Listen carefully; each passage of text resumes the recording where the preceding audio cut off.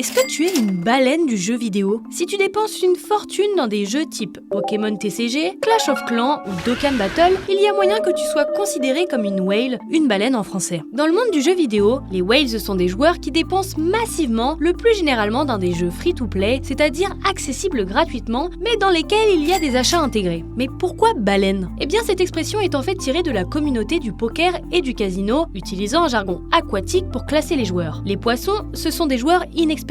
Les requins, les professionnels qui s'attaquent aux poissons pour prendre leur argent. Les baleines, les joueurs qui parient des sommes d'argent extraordinaires. Et c'est quoi le profil type d'une whale? Personne ne s'accorde réellement dessus. Pour la plupart, à partir du moment où un joueur dépense plusieurs centaines d'euros par mois dans un même jeu, il peut être considéré comme une baleine. Bref, la baleine, c'est un peu la poule aux œufs d'or des éditeurs. Une minorité de dépensiers qui constitue une majorité des revenus. D'ailleurs, une étude de 2013 estimait à l'époque que 1% des baleines les plus dépensières représentaient environ 32% du chiffre d'affaires d'une entreprise sur 15 jours. Mais elles achètent quoi les baleines? Boost, joueurs de foot virtuels, skins, battle pass, tout ce qui va maximiser le jeu et leur permettre d'être ultra compétitives. Attention, certaines mécaniques exposent les joueurs à des risques d'addiction, exemple typique, les loot boxes, des récompenses aléatoires dont le contenu est impossible à connaître avant de l'avoir acheté. Des pays comme la Belgique ont carrément interdit les loot boxes, qu'ils considèrent comme des jeux de hasard. En effet, une loi belge visait dès 2018 à protéger la santé mentale des joueurs,